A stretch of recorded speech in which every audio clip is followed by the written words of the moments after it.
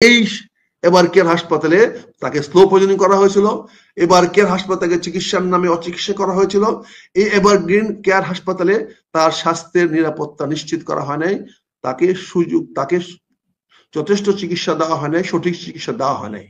তাহলে মানুষের প্রথম আক্রোশটা যাবে এই যে আওয়ামী লীগের প্রপার্টি, যেখানে উনি বারবার চিকিৎসা নিচ্ছেন, এটা তো আওয়ামী লীগের প্রপার্টি, এটা আওয়ামী লীগের সম্পদ, সকল ডাইরেক্টর আওয়ামী লীগের, এখনো যারা আছেন তারা সবাই আওয়ামী লীগের।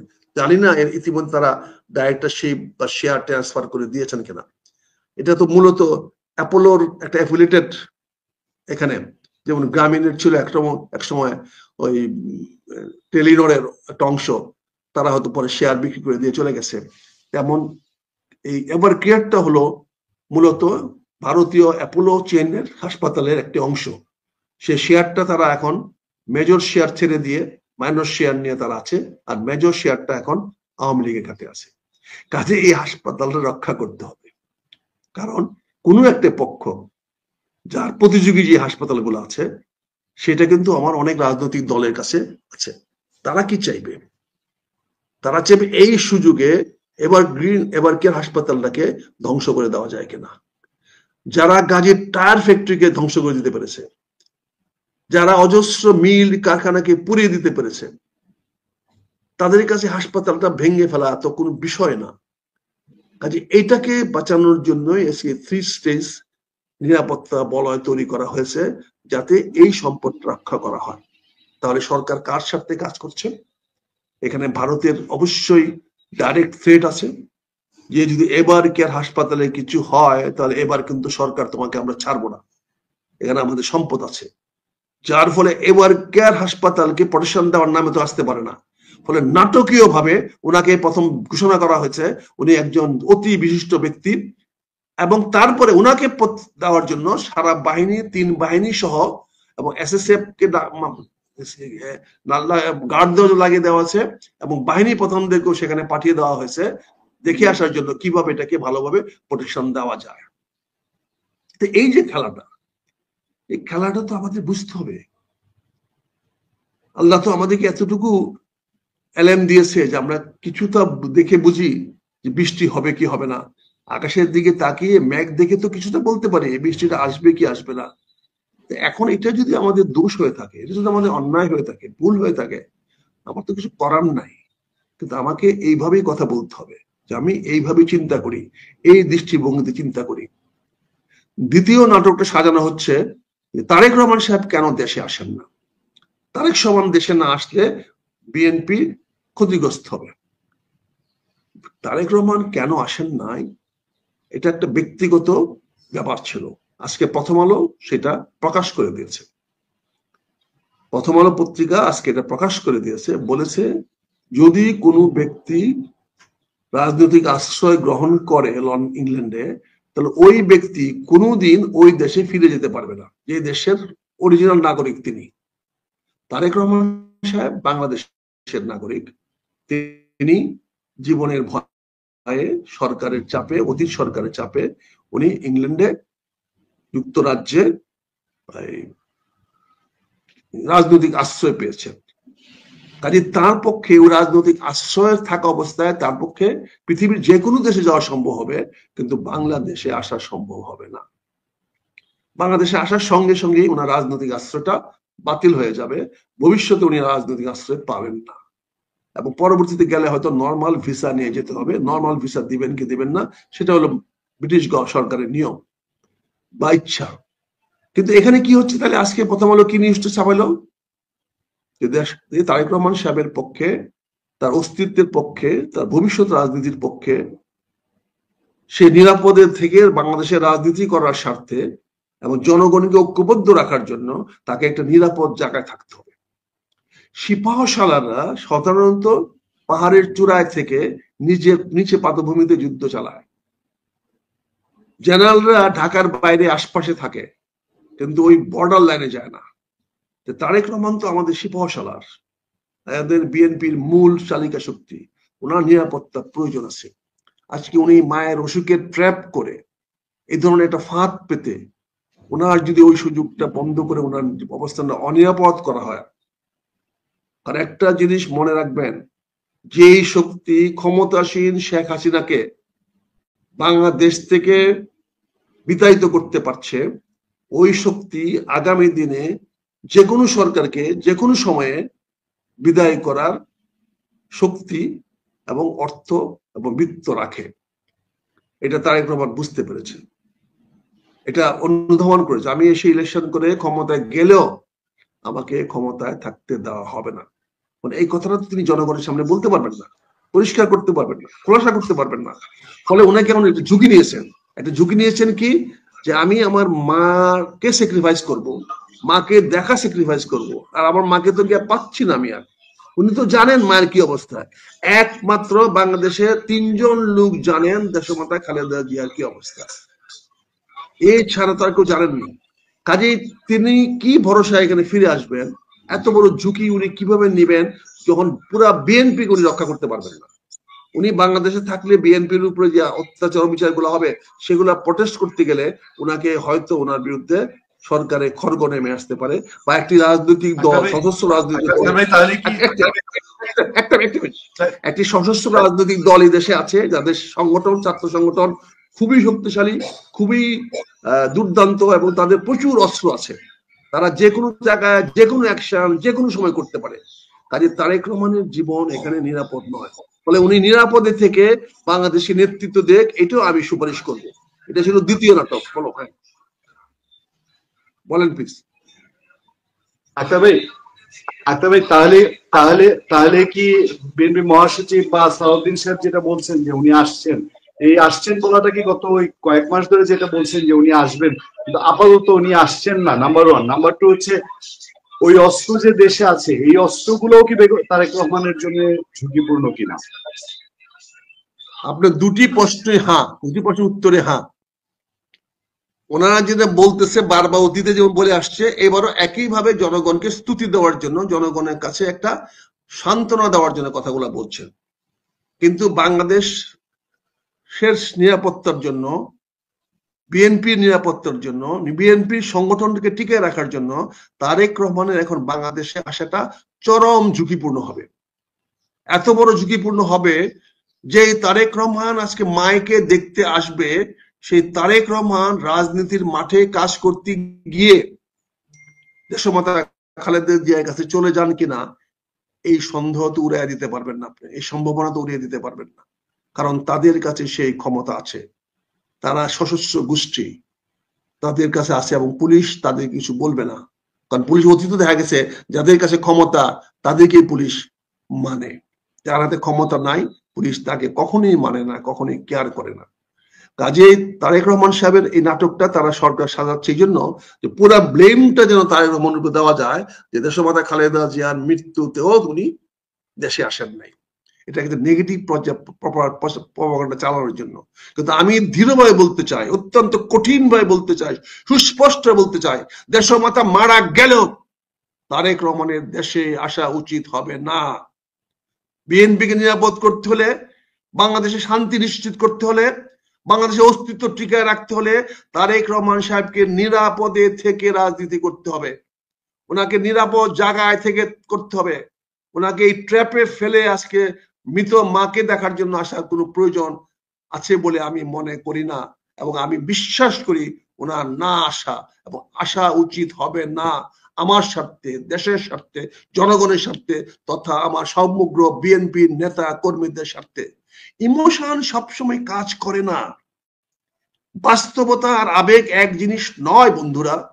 বিএনপির বন্ধুদের কাছে এমন বিনীত হয়ে বলবো, বাস্তবতা আর আবেগ এক জিনিস নয়।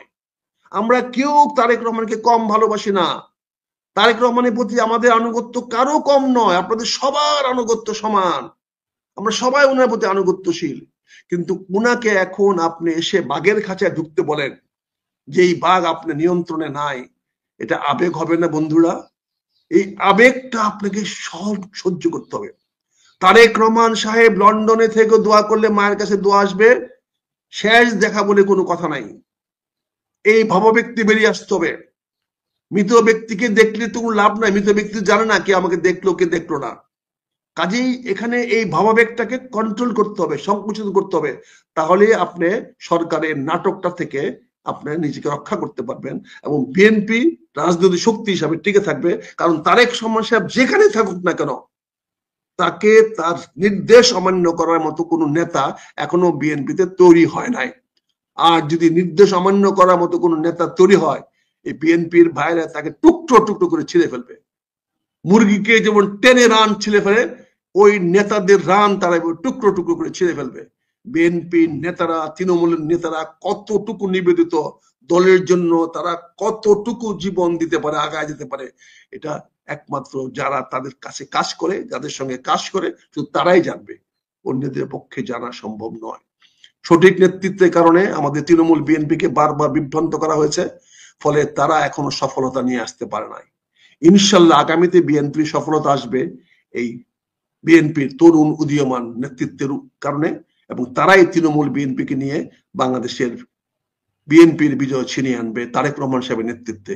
কাজে তারেক রহমান সাহেবকে আমি নিরাপদে থাকার জন্য, লন্ডনে থাকার জন্য, না আসার জন্য পরিষ্কার বক্তব্য দিয়ে দেন, পরিষ্কার করে ফেলেন, যাতে সরকার ওনার দেশমাতা খালেদা জিয়ার মৃত্যু বা স্বাস্থ্য নিয়ে নাটক করতে না পারে। তারেক রহমান সাহেবের কাছে আমার কায়মন বাক্যে বিনীত অনুরোধ করব, আপনি সাহস করে যেমন ফেসবুকে লিখেছেন এবং বলে দেন যে আমার পক্ষে মাকে দেখতে আসা সম্ভব না, আমি নিজেকে লন্ডনের বাইরে নিরাপদ মনে করি না, আমি দেশ ও জাতির স্বার্থে আপনাদের পাশে আসি, থাকবো। পাশে মানে গায়ের মধ্যে গা মিশায় থাকতে হবে না। পাশে থাকার মানে ওই কুলাকুলি করে থাকতে হবে না। পাশে থাকার মানে স্বামী স্ত্রীর মতো এক বিছনায় থাকতে হবে না।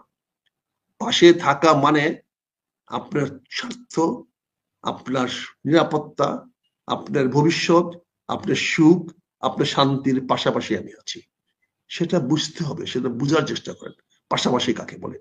কাজী দেশমাতা খালেদা জিয়ার তো নাই আমাদের মাঝে, আল্লাহ ওনাকে বেহেশত নসিব করুক। উনি আমাদের মধ্যে নাই, কিন্তু সুস্পষ্ট পাচ্ছি না বলে, সুস্পষ্ট তথ্য পাচ্ছি না বলে ইন্না লিল্লাহি ওয়া ইন্না ইলাইহি রাজিউন বলতে পারছি না। কিন্তু আমার মন বলে দিচ্ছে, কিন্তু প্রকাশ করতে পারছে না, যেহেতু সুনির্দিষ্ট তথ্য নাই। আমরা তো দেখেছি ধর্মেন্দ্রকে মৃত ঘোষণা করার পরেও ধর্মেন্দ্র বাসায় চলে গেছিল 5 দিনের জন্য। 5 দিন পরে আবার ফাইনালি উনি মারা গেছেন। কাজে রাজনীতিতে কি হতে পারে না পারে, সেলিব্রিটিদের জন্য কি হতে না পারে, এটা কেউ খুব কঠিন, তারা কখন কোন ষড়যন্ত্রের শিকার হয়ে যায়। কাজেই আমি মনে করি এই নাটকটির অবসান হবে যদি তারেক রহমান সাহেব স্পষ্ট করে দেন যে উনি এই দেশে আর ফিরে আসবেন না। বিএনপিরা আপনার সঙ্গে থাকবে, বিএনপি যারা অরিজিনাল বিএনপি আর বিট্রে করবে না।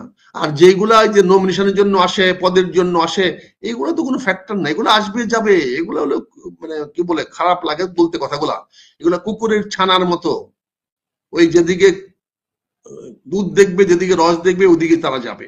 এদের নিয়ে ভাইবেন না। ভাবেন তৃণমূলের সেই নেতা কর্মীরা যারা নমিনেশনের জন্য যুদ্ধ করে না, দল করে না, যারা দল করে জিয়ার আদর্শকে বাস্তবায়ন করার জন্য, যারা দল করে দেশমাতা খালেদা জিয়ার আদর্শকে বাস্তবায়িত করার জন্য, তাদের সামনে তারেক রহমান সাহেবকে অনুরোধ করব, জিয়ার ঝান্ডাটা আপনি হাতে নিয়ে আসেন। আপনি সবকিছু ফেলে দিয়ে জেনারেল জিয়ার ঝান্ডাটা আপনি হাতে তোলেন। তার 18 দফা কর্মসূচি বাস্তবায়ন করার শপথ গ্রহণ করে 18 দফা নিয়ে আপনি আগেন। 31, 32, 35 এই সমস্ত ফাইজলামের দফা আপনি দয়া করে ছুঁড়ে ফেলে দেন। ওই দফা দিয়ে আপনার কোনো উপকার হবে না।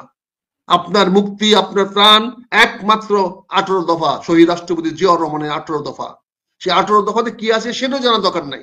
জনগণের সামনে 18 দফা একটি উজ্জীবিত দফা, একটা উদ্দীপনার দফা, একটা ঐতিহ্যের দফা, একটা ঐক্যের দফা। সে 18 দফা শব্দটাই ইটসেলফ বিএনপি নিয়ে আসেন। সরি, 19 দফা, বুঝছেন না, সেটা নিয়ে আসেন। সেটার ভিত্তিতে আপনি সামনে আগান, জিয়ার আদর্শকে নিয়ে আগান, জিয়া আদর্শের সামনে আগান।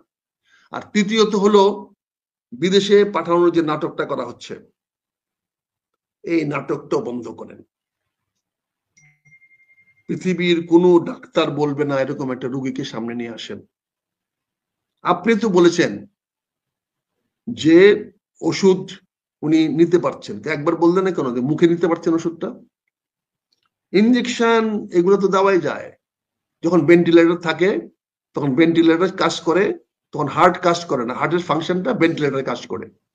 তো সেই ভেন্টিলেটর কাজ করলে তো ওষুধ ঢুকবেই, এখানে তো ওষুধ চলাচল করবে, রক্ত চলাচল থাকবে ঠিকই, কারণ না হলে তো ওনার ব্রেন হ্যামারেজ হয়ে যাবে, ব্রেন বন্ধ হয়ে যাবে, হয়ে গেল।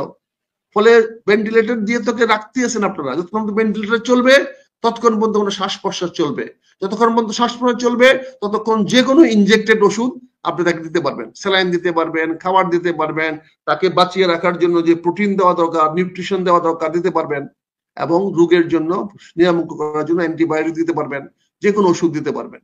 এটা তো নিউজের ব্যাপার না রে ভাই, মিস্টার ডক্টর জাহিদুল সাহেব। জাতিকে আর কত বিভ্রান্ত করবেন? আর তারপরে আপনি ধন্যবাদ দেন উপদেষ্টা পরিষদকে, তারা দেশমাতা খালেদা জিয়ার পক্ষে, খালেদা জিয়ার খোঁজখবর নিচ্ছে। দালালি কত প্রকার এবং কি কি সরকারের সঙ্গে এখন লাইন দেওয়া শুরু করে দিয়েছেন।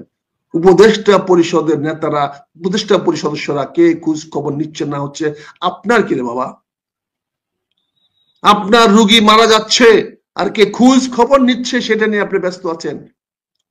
এখানে টেলিভিশনে এসে কথা বলেন, আপনার মুখের মধ্যে কোনো চিন্তার ছাপ নাই, কোন রকম দ্বিধার ছাপ নাই।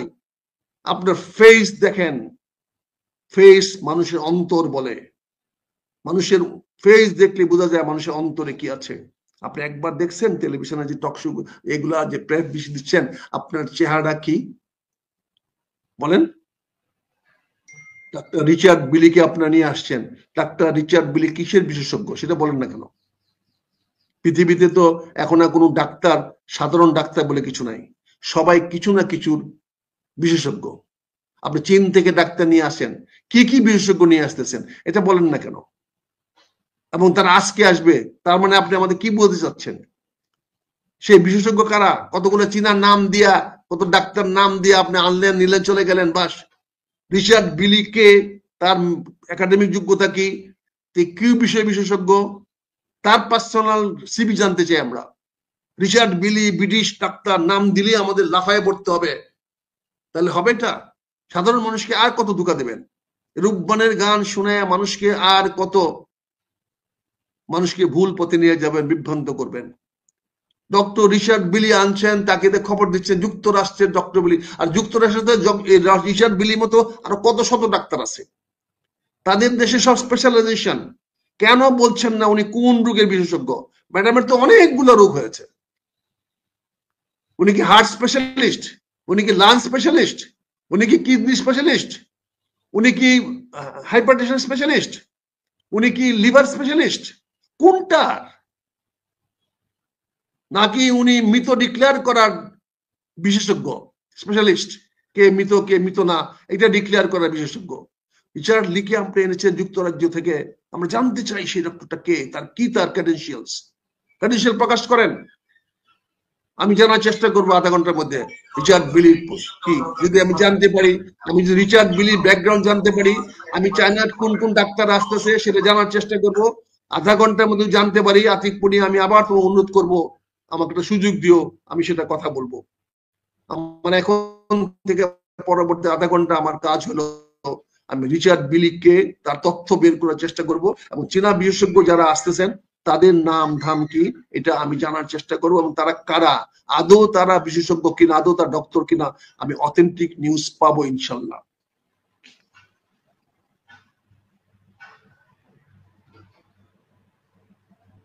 কাজে আমি যেটা বলছি, এই নাটকগুলা বন্ধ করেন, ওনার সে বিদেশে যাওয়ার নাটকটা বন্ধ করেন, বন্ধ করে যেটা সত্য, যেটা আসল সেটা দয়া করে প্রকাশ করেন। এদেশের জনগণ আপনাদের উপরে কোনো আক্রমণ করবে না, এদেশের জনগণ আপনাদেরকে প্রতি কোন রকম করবে না। বিএনপির ভাইরা এই ভুলটা করতে যান না। অতীতে আপনাদের মিছিল থেকে ছাত্র শিবিরের ছেলেরা ঢুকে বোমা মেরে তারা চলে গেছে, অ্যারেস্ট হয়েছেন আপনারা, গ্রেফতার হয়েছেন আপনারা, কিন্তু বোমা মেরেছে ছাত্র শিবিরের ছেলেরা। এখনো আপনারা যাবেন মিছিল করে লাঠি নিয়ে হাতে, ওরা যাবে গান পাউডার নিয়ে, ওরা গান পাউডার ছিটিয়ে দিয়ে এখন আগুন লাগিয়ে দিবে, দোষ হবে বিএনপির। বিএনপির ভাইয়েরা কোনো উষ্মা প্রকাশ করবেন না, কোনো ক্ষোভ প্রকাশ করবেন না, কোনো ক্রুদ্ধ কোনো কাজ করবেন না, কোনো ভাঙ চুর যাবেন না। শান্তিপূর্ণভাবে দরকার পড়লে আমরা জানাজা পড়বো, যে যেখানে আছেন সেখানে বসে থেকে দোয়া মাহফিল করবেন। আর না হলে কিন্তু ছাত্র শিবির আবার সুযোগ নিয়ে বাংলাদেশে আরেকটা তাণ্ডব লীলা চালিয়ে দিবে, আবার বিপ্লবের নামে বাংলাদেশকে বিভ্রান্ত করার চেষ্টা করবে। যে এই সফল বিপ্লবটা হয়েছে, সেই বিপ্লবটা তাদের হাতছাড়া হয়ে গেছে বলে তাদের অনেক আক্রোশ হয়ে গেছে। আজকে বৈষম্য ছাত্র আন্দোলনের নামে তারা সে বিপ্লব করে আজকে নাহিদ চলে আসছে, আজকে যে ওখান থেকে আক্তার চলে আসছে, হাসনাত চলে আসছে, আজকে সেখানে তারা জানে বিপ্লবের ফসল নিয়ে গেছে, হাসনাতরা নিয়ে গেছে ওই কি বলে আসিফ মাহমুদ, নিয়ে গেছে মাহফুজ। কাজে তারা চাচ্ছে আরেকটা বিপ্লবের পটভূমিকা তৈরি করে আরেকটা বাংলাদেশে গন্ডগোল সৃষ্টি, গন্ডগোল বলবো না, তারা তাদের স্বার্থে বাংলাদেশে নতুন করে কোনো বিশৃঙ্খলা সৃষ্টি করতে পারে কিনা, যেটা করে তাদের লক্ষ্যের সামনে আরো আগায় যেতে পারবে। কাজে আমি বিএনপি নেতা কর্মী ভাইদেরকে, যেহেতু আপনারা আমার প্রোগ্রাম দেখেন শুনেন, আমি অনুরোধ করব কোনো অবস্থাতে আপনারা উষ্মা দেখাবেন না, কোনো অবস্থায় আপনারা মাতম করবেন না, কোনো অবস্থাতে কারোর প্রতি আক্রোশ দেখাবেন না। পারলে সরকারকে ধন্যবাদ দিয়ে যে আপনাদের সময় খালেদা জিয়ার মৃত্যু সংবাদ ঘোষণা করেছেন, তার জন্য আমরা আপনাকে ধন্যবাদ জানাই। কিন্তু আপনি কোনো অবস্থাতে রাজনৈতিক ট্র্যাপে পা দিয়েন না ভাইয়েরা, বিনীত অনুরোধ আপনাদের কাছে, আমার বিনীত অনুরোধ, বিনীত আবেদন। শুনবেন না জানি, তারপরে আমি আমার বিবেকের তাড়নায় বলে গেলাম, আমি তো এই সর্বনাশ থেকে বিএনপিকে বাঁচানোর চেষ্টা করেছি, শেষ পর্যন্ত চেষ্টা করেছি। অতীতে কি করেছি জানি না, ভালো করেছি না কেন মন্দ করেছি জানি না, তবে আপনারা দেখেছেন আমি যেই পথে হেঁটেছি আর বিএনপি যেই পথে হেঁটেছে, দুজনের পরিণতি কি। আজকে কিন্তু দেশমাতা খালেদা জিয়া আমাকে পার্লামেন্টের ভিতরে, স্ট্যান্ডিং কমিটির ভিতরে আমাকে বলেছিল, হিরো হতে চাও, জিরো বানায় দেব। ম্যাডাম চলে যাওয়ার আগে আপনাকে বলছি, আমি কিন্তু জিরো হই নাই এখনো। আল্লাহর কি, দেখেন আপনি কিন্তু জিরো হয়ে গেছে। সে কথাটা বলছিলাম, ম্যাডাম আমি জিরো হই তাতে কিন্তু আপত্তি নাই, আপনি জিরো হয়েন না। আজকে দুঃখের সঙ্গে বেদনার সঙ্গে কথাগুলো বলতে হচ্ছে। বিশ্বাস না করেন দুলুকে জিজ্ঞাসা করেন, বিশ্বাস না করেন ওই সংসদে যারা আছে তাদের করেন। সাদেক হোসেন খোকা এই কথা বলার কারণে, জবাব দেওয়ার কারণে আমাকে মারতে আসছিল, যখন আমি বলছিলাম ম্যাডাম আমি জিরো হয়ে গেলে আমার কোনো দুঃখ নাই, কিন্তু আপনি জিরো হেন না। ফজলুর রহমান পটল মারা গেছে, তার লাফায় আসছিল, দুলু একজন লাফায় আসছিল আমাকে, তারপরে দুলু না হলেও 10 বার আমাকে সরি বলছে, ডাক্তার ভাই করা উচিত হয় না আমার। তো সেই কথাগুলো তো বলি নাই ভাই। ম্যাডাম আমি তো বেঁচে আছি, আমি তো এখনো হিরোর একটু হলে আছি, কিন্তু আপনি তো টোটাল জিরো হয়ে গেলেন। এই যে ওদের কথা চললেন, ওদের কথা শুনলেন, আপনার লাভটা কি হলো?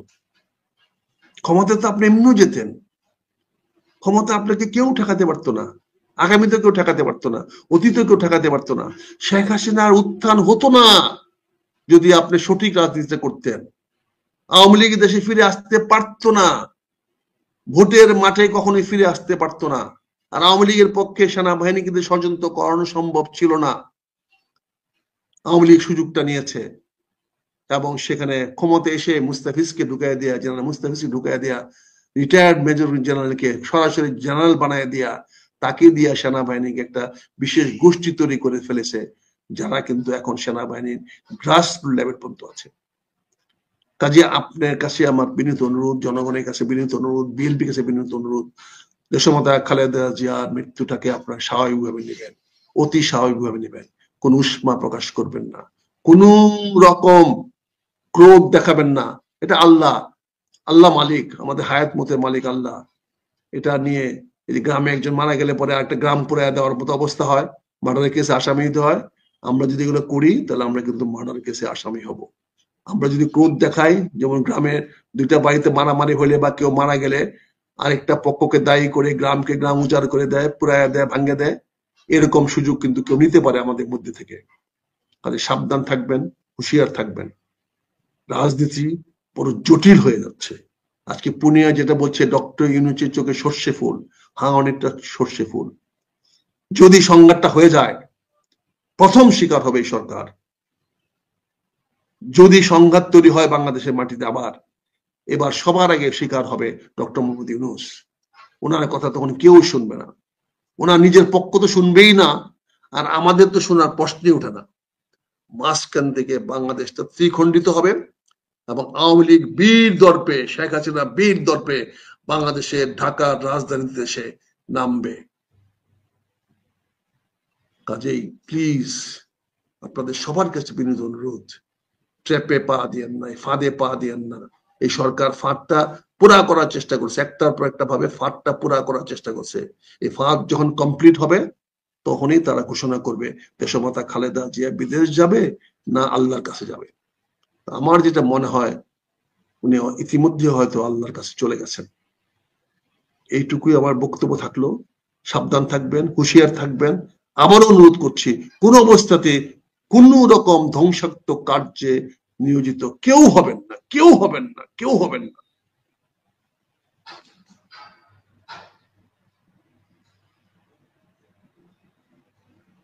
পুনিয়া, তুমি কি আছো? পুনিয়া, তুমি কি আছো না আমার রেকর্ড চালায় দিয়া তুমি আঙ্গিয়া খাইতে চলে গেছো?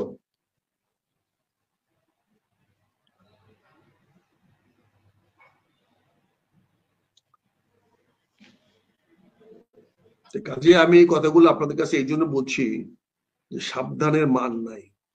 আমরা যদি ষড়যন্ত্রের শিকার হই, ক্ষতি কিন্তু আমাদেরই হবে। এই ষড়যন্ত্রটা কিন্তু হচ্ছে আমাদেরকে ঘিরে, বিএনপিকে ঘিরে, দেশমাতা খালেদা জিয়াকে ঘিরে, তারেক রহমানকে ঘিরে। কাজেই আপনার সাবধান হইতে হবে। সাবধান না হলে কিন্তু ক্ষতি আমাদের হয়ে যাবে। দেশমাতা খালেদা জিয়াকে কোনো চিকিৎসা করেও ফেরত আনা যাবে না। এটা হার্টে যখন ইনফেকশন মানে ঘা হয়ে যায়, হার্টে যখন ঘা হয়ে যায়, ঘা মানে কি দেখছেন তো? হার্টে ঘা হয়ে গেলে ওই জায়গায় ব্যথা করে, নড়াচড়া করলেই ব্যথা করে। তো হার্ট তো সবসময় নড়াচড়া করতে হবে। হার্টের নড়াচড়া না হলে তো আপনি আর নাই। তাহলে হার্টের নড়াচড়া হলেও না ব্যথা করবে, ব্যথা করলে উনি স্বাস্থ্যের অবনতি হবে। কাজেই আপনাকে তো বুঝতে হবে এটা, বুঝতে পারছেন না? কাজেই আমি আপনাকে বিনীতভাবে বলবো, বিনীতভাবে অনুরোধ করব, প্লিজ আপনারা যে যেখানে আছেন, যেভাবে আছেন, আপনারা কোনো অবস্থাতেই আপনারা এই উত্তেজিত হবেন না, কোন ধ্বংসাত্মক কার্যকলাপে যাবেন না। আপনাদের এটা খেয়াল রাখতে হবে।